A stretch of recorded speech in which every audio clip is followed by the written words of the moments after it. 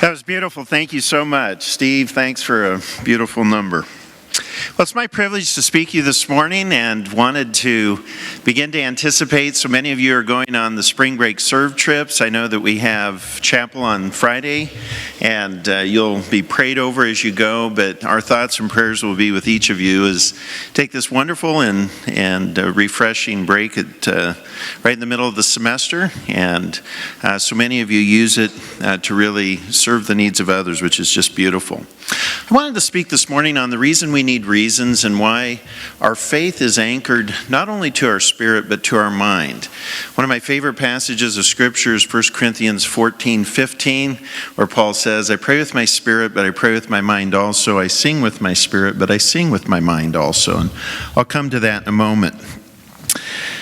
One of the most pivotal experiences for me were the 3 years that I was a student at Princeton Theological Seminary. I did my M.Div there, and it would lead to 5 years as a full-time pastor. It was during this time that I began to get exposed to just some great intellect, some great teaching, and also ways in which I could embed the faith in my own life through a deeper understanding of its intellectual grounding. One of my favorite classes when I was at seminary was taught by just an absolutely world-class European church historian named Dr. James Hastings Nichols. Dr. Nichols had been one of the few Protestant observers of Vatican II, the great convening of the Roman Catholic Church from 1962 to 65. He'd helped to write the history of that so that it could go to the broader church. But the class that I took with him in my first year in seminary was entitled 19th Century Opponents of Christianity. And it was structured so that we met every Tuesday and Thursday for 90 minutes each day. And on Tuesday, he would go through this list of dire opponents of Christian truth and essentially help us understand the depth and challenge that they presented to us. And this included people like Auguste Comte, the founder of modern sociology, Ludwig Feuerbach, the author of The Essence of Christianity, Karl Marx, Charles Darwin, several others, including Sigmund Freud, who he said, although he did most of his work in the 20th century, much of his outlook was shaped by his own education in the 19th. But as much as Dr. Nichols would invest in helping us understand the depth and challenge that each of these individuals brought to Christianity, Thursdays was reserved for an even more helpful class when he would help us begin to understand why their challenge was ultimately insufficient. And this, along with other classes, began to help me understand how important it was that we really understand the rooting and grounding of our faith in our intellect, not despite our intellect. And when I think about your Westmont education, I so often think of these pivotal moments in my own life where I really began to recognize why we worship God both with our spirit and with our mind. Now, during that time, I was also taking a class in American religious history. And in this class, we had a wonderful professor who would have us read just survey texts that helped us get oriented to the religious history of America. A 2-volume set by Sidney Alstrom was one of the classic backbones of the class. But each week, he would have us read a novel that we would discuss on Friday afternoons in our precept group. I remember so vividly reading The Jungle by Upton Sinclair. And although many of you had probably read it in junior high or high school, I had never read it. Heard about it, certainly know of its influence on the landmark legislation that became the Food and Drug Act, the Pure Food and Drug Act. But reading this text in the context of thinking about its wider impact on American thought and culture, and particularly some of the religious undertones, began to help me understand the way in which our faith could become real in the world. Now, the basis of the book is it features the hard luck of Lithuanian immigrants to Chicago. Its focus is the meatpacking industry at the turn of the century and the way in which these conditions just totally exploited the people, the immigrants to Chicago, who were often their only option for work was to work in these harsh conditions, many of them factories, where they were not only exploited but really subjected to continually degrading behavior. But in this text, Jurgis and Ona marry, and as their marriage takes off, it takes off with so much hope and promise. But the story, the novel, really deals with the way in which every aspect of life begins to come apart. Part of what Upton Sinclair was concerned about is the intersection of three of these very dominant realities, not only at the turn of the 20th century, but really dominant realities that still mark American life today: urbanization, immigration, and industrialization.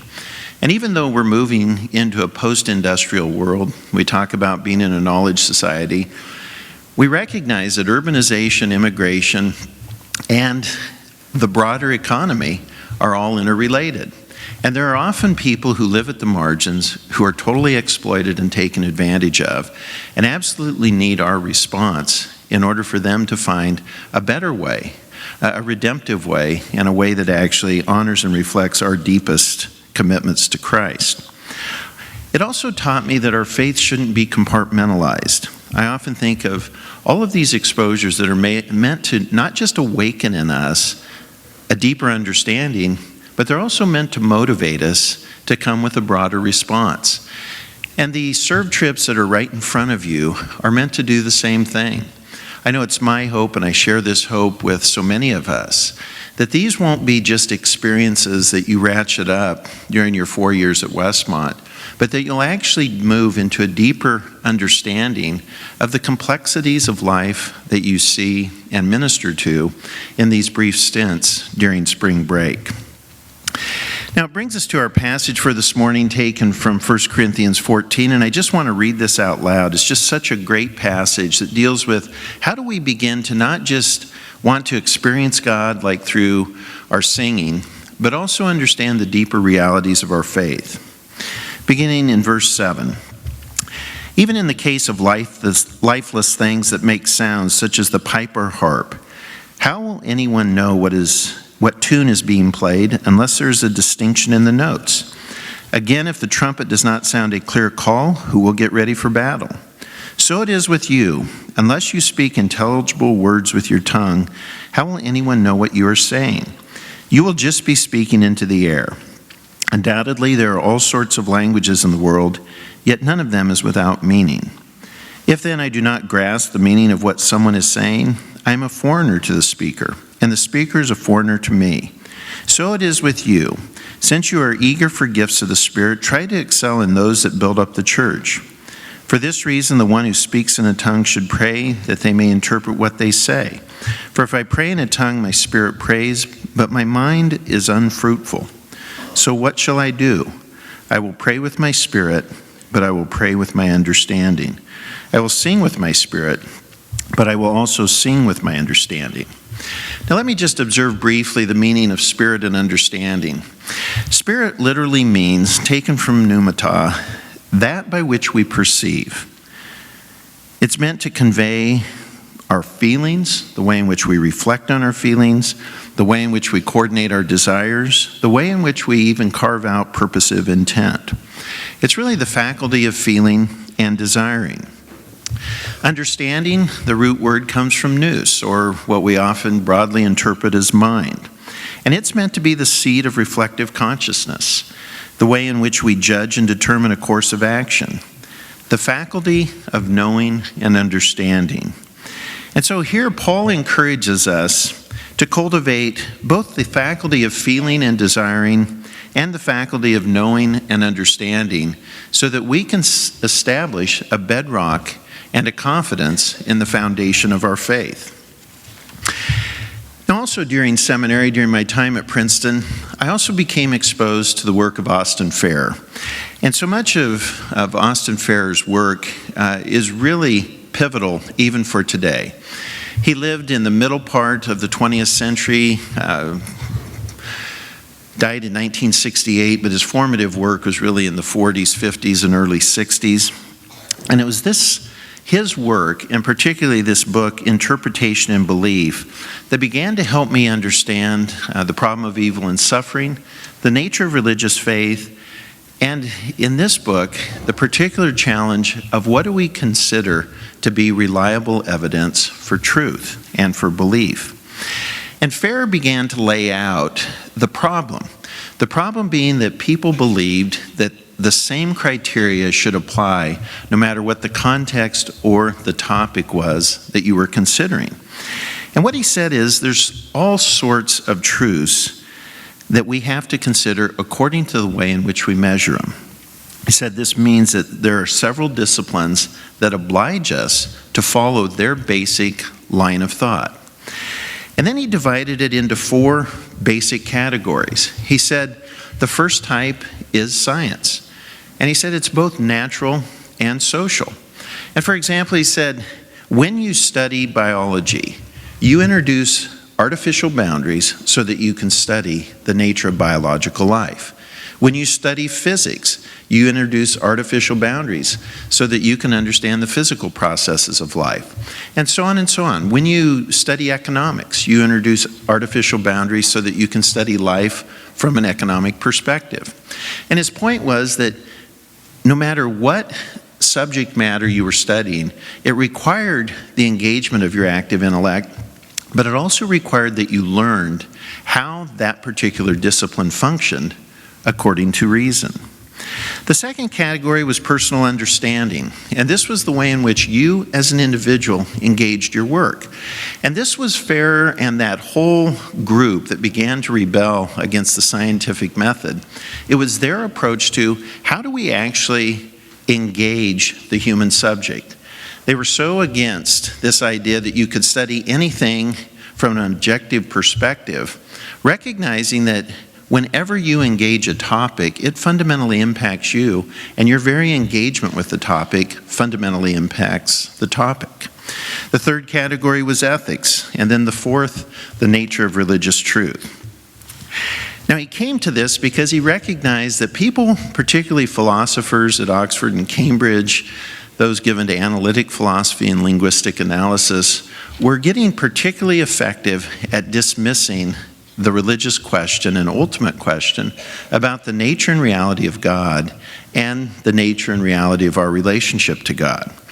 And he concluded this brief overview with this very telling phrase: unless we sometimes see God as truth and the evasion of him as credulity, and at other times the proved facts of the special sciences as truth and the outrunning of them as credulity, we haven't understood the ultimate question of truth.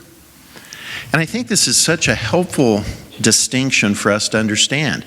It taps into some of the great thinkers of the history of the church, even going back to Clement of Alexandria and St. Augustine, who recognized that different categories of knowledge required us to use our brains differently. Now, if you come to Ferrer's first category, the truths of natural and social science, the individual that I have found most helpful in parsing this out for me more completely is Robert Wuthnow. Communities of Discourse is a book that Wuthnow wrote. He worked for many years at UC Santa Barbara. He's now at Princeton University, maybe nearing, if not in retirement. But he wrote a book, Communities of Discourse, based on the social theory of Jürgen Habermas. And he was essentially trying to look at how do societies put themselves together. And so he came up with these 8 categories, talking about the social relationships, the cultural and intellectual productivity, the economic framework. How does each country operate economically? What are its policies? What is its interface internally? What's its interface externally? Legal and judicial roles. You know, when you compare the American judicial system to so many other countries, you begin to recognize not only our contextualization in the common law from England, but the way in which we developed a unique expression of legal and judicial process for ourselves. The role of the Constitution, the role of the legislature, the role of settled law. And then religious systems and the way religion is structured into society. The fact that we tried to build a society, or have tried to build a society, understanding the separation of church and state, recognizing that that's never completely possible, but nonetheless making a keen attempt. And then political systems and ideologies. How do these impact the various cultures that make up the global community? The role and relationship of the military. We often take for granted that our military ultimately serves under the authority of a civilian government. We're unusual as a country for this framework. And then ultimately, how do we define deviance, and what are the cultural attitudes towards it. Well, in reading Wethnow, he's one source of helping us understand the deeper realities, both of the social sciences in his case, but also the overlap with the natural sciences and the approach that they take to different understandings of truth. When we come to his second category, the truths of personal understanding, Farrer is really wanting us to say and to see our personal understanding has to make the most sense of reality. Now, this is not a term that he coined, but it's an important term. And the work comes from Thomas Kuhn, The Structure of Scientific Revolutions, where he came up with the phrase plausibility structure. The reality that you see and experience has to settle into a framework or a plausibility structure that can give you meaning. And as long as your plausibility structure explains the facts and the perceived reality as you experience it, that will stay intact. The greatest threat to our plausibility structure or our personal understanding is when our experience and perception no longer matches what we have ultimately believed. Now, Farrer is making this same point by emphasizing that our personal understanding of life has to make sense to us. It isn't just something that we project onto the world, it's something that we receive from the world and begin to make sense of it based on our capacity as humans to think and reason. But then the third and fourth category begin to impinge on us. And the truth of ethics is really the study of how do we understand what our obligations are beyond ourselves. And so much of society is really focused on what do we believe our obligations are for ourselves. The question of ethics is really looking at what are our obligations for others.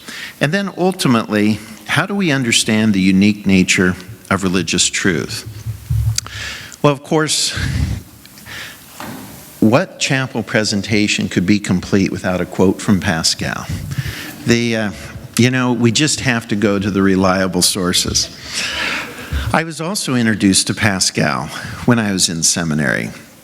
And here is Pascal's rendering of what is the unique nature of religious truth, taken from fragment 149.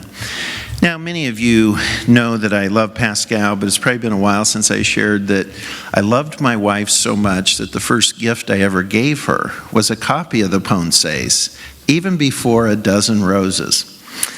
Now, what's particularly pivotal about that is she still married me. But I love this quote from Pascal because it gets at the heart of how do we begin to understand the unique challenge that comes to us as we think through the religious nature of truth and the way in which God, ultimately, and our Christian belief system actually helps answer it. Human greatness and wretchedness, meaning Christianity is the only philosophy of life that recognizes we're both great and wretched. Every other philosophy of life emphasizes one or the other. Human greatness and wretchedness are so evident that the true religion must necessarily teach us that there is in humanity some great principle of greatness and some great principle of wretchedness. It must also account for such amazing contradictions. To make one happy, it must show that a God exists whom we are bound to love, that our true bliss is to be in God and our soul ill to be cut off from Him.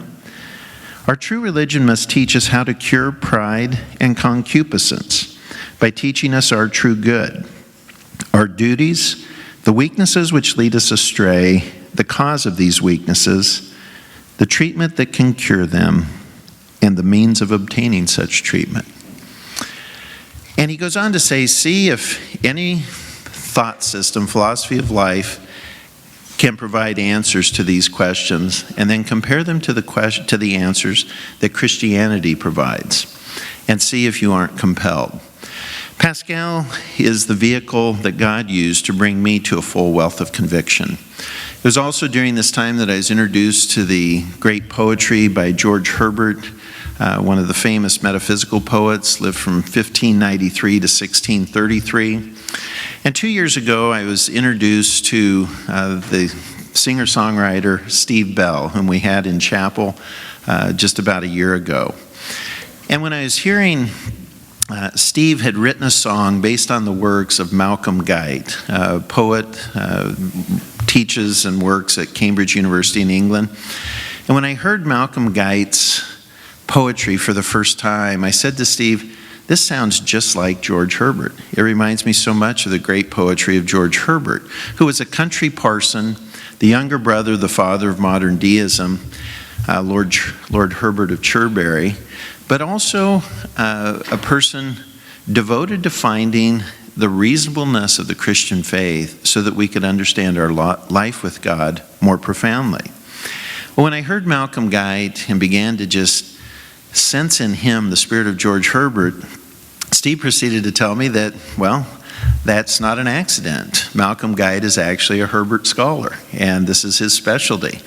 And so I want to read this poem, and then I've asked Helen and Brad to cue up Steve Bell singing this song, Descent, as we get ready for Easter. Now, I know we're leaving, we're going on spring break, we'll come back and we'll see one another before we celebrate Easter, but I won't be speaking to you again. And the meaning of Easter is really, how do we put our thoughts and feelings together?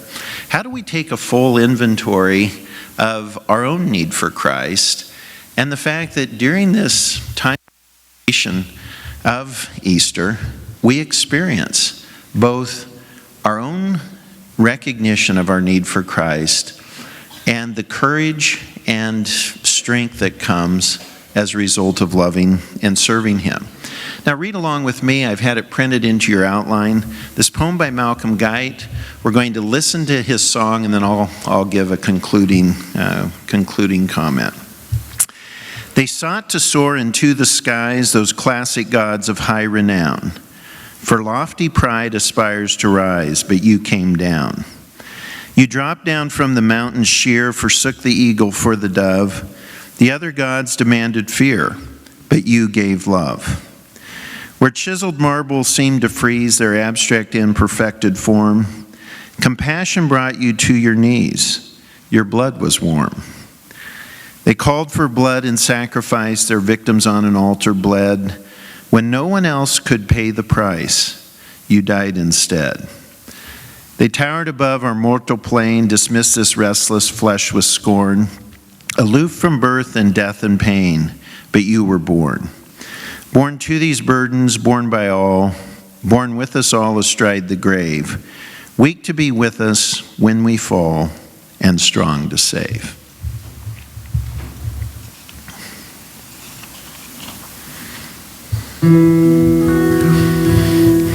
They sought to soar to the skies, those classic gods of high.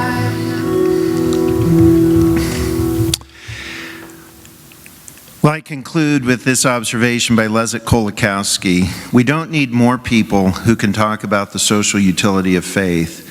We need more people of faith. And as you think about your own life with God and all of the complexity of your own earthly existence, it's our hope that you'll be able to put into perspective both your own experiences and lived reality of life with a deeper understanding that comes to you through the life of the mind that God has given you. God be with you. May God bless you. Have a great week.